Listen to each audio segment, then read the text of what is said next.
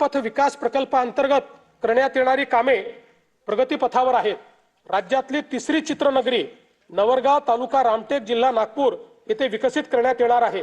रामटेक येथे रामसृष्टी व कालिदास सृष्टी उभारण्यात येईल। तसेच महाकवी कालिदास यांचे जीवनचरित्र सर्वसामान्य जनतेला व नवीन पिढीला कळावे याकरिता चित्रपट निर्मितीसाठी आवश्यक ते सहकार्य केले जाईल।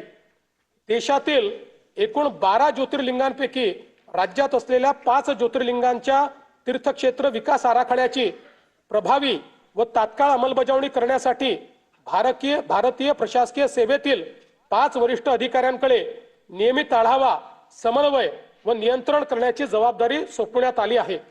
पंढरपूर मंदिर विकास आराखड्याच्या पहिल्या टप्प्यातील कामे पूर्णत्वाच्या मार्गावर असून पुढील विकास कामांचे नियोजन प्रगतीत आहे। महानुभाव पंथीयांच्या विविध धार्मिक स्थळांच्या ठिकाणी पायाभूत सुविधांचा विकास करण्याची कामे प्रगतीपथावर असून त्याकरिता आवश्यक निधी उपलब्ध करण्यात येईल। स्तंभ दुसरा, शाश्वत उपक्षेत्र पहिले शाश्वत शहरी विकास 2047 पर्यंत राज्याची नागरी लोकसंख्या 70% होणार असून स्थूल राज्य उत्पन्नात या घटकाचे 75 ते 80% योगदान असणार आहे।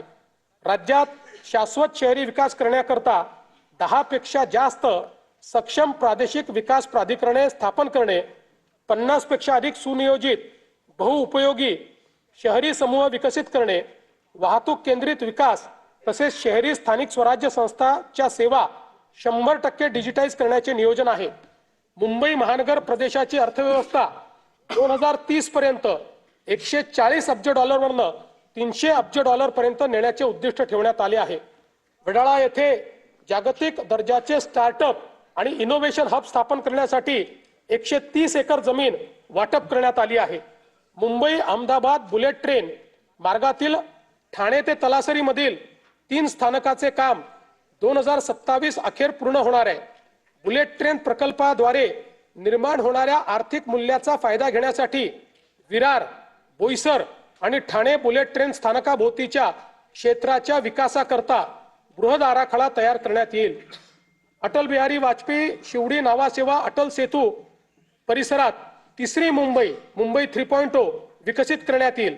या अंतर्गत कर्नाळा साई चिरनेर, रायगड पेण आणि नवी मुंबई आंतरराष्ट्रीय विमानतळ अधिसूचित क्षेत्र ही ग्रीनफील्ड विकास केंद्रे म्हणून विकसित करण्याचे नियोजन आहे।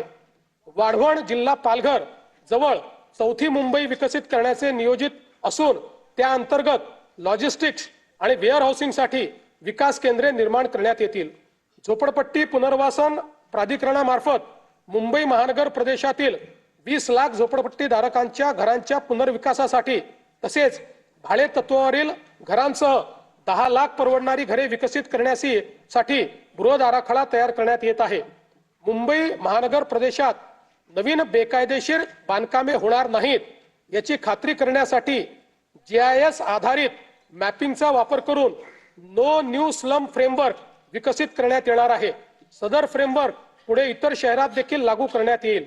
केंद्र शासनाकडून नीती आयोगामार्फत देशभरातील निवडक क्षेत्रांचा आर्थिक वाढीचा रोडमॅप तयार करण्यात येत आहे।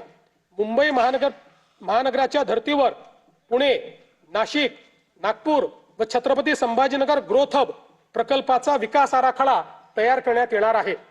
नागपूर शहराच्या आर्थिक वाढीला चालना देण्यासाठी नवीन नागपूर म्हणून व्यापार व वित्तीय केंद्र विकसित करण्यात येणार आहे। नागपूर शहराच्या विकास व विस्ताराला चालना देण्यासाठी नागपूर रिंग रोडला देखील मान्यता देण्यात आली आहे।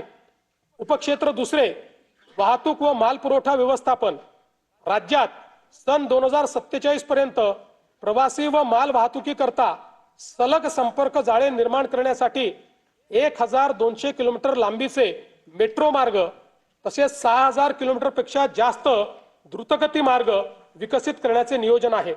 मुंबई, पुणे व नागपूर शहरामध्ये एकूण 490 किलोमीटर लांबीच्या मेट्रो मार्गिका उभारण्याचे काम हाती घेण्यात आले असून त्यापैकी 173 किलोमीटर लांबीच्या मार्गिका वाहतुकीसाठी खुल्या करण्यात आल्या आहेत। तसेच आगामी वर्षात 50 किलोमीटर लांबीच्या मार्गिका वाहतुकीसाठी खुल्या करण्याचे नियोजन आहे। सन 2029 पर्यंत आणखी 165 किलोमीटर लांबीच्या मेट्रो मार्गिका या सुरू करण्यात येणार आहेत।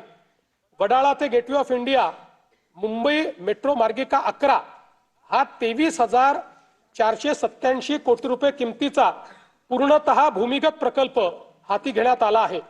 या प्रकल्पाचा विस्तार धारावी पुनर्वसन प्रकल्पातून पुढे वांद्रे उपनगरीय स्थानक व वांद्रे टर्मिनस पर्यंत करण्याचे नियोजन आहे।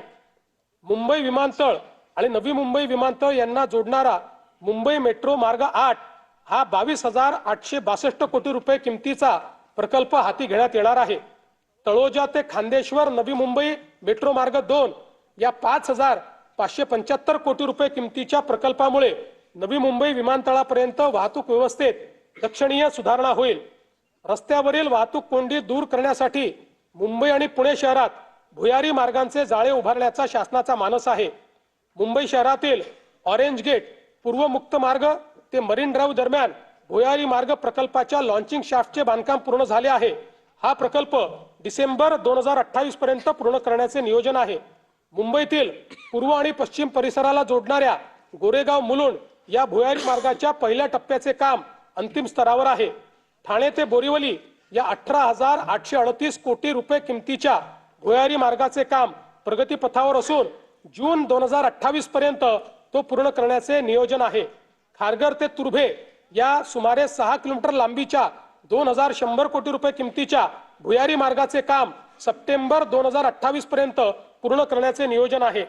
एकात्मिक भुयारी मार्ग रस्ता प्रकल्पांतर्गत वांद्रे वरळी सागरी सेतू ते बुलेट ट्रेन स्थानक, वांद्रे कुर्ला संकुल ते छत्रपती शिवाजी महाराज आंतरराष्ट्रीय विमानतळ जोडण्यात येणार आहे। गायमुख जंक्शन ते फाउंटन हॉटेल जंक्शन दरम्यान सुमारे 6 किलोमीटर लांबीचा भुयारी मार्ग व फाउंटन हॉटेल ते भाईंदर दरम्यान 9 किलोमीटर लांबीचा उन्नत मार्ग प्रस्तावित आहे। पूर्वेकडे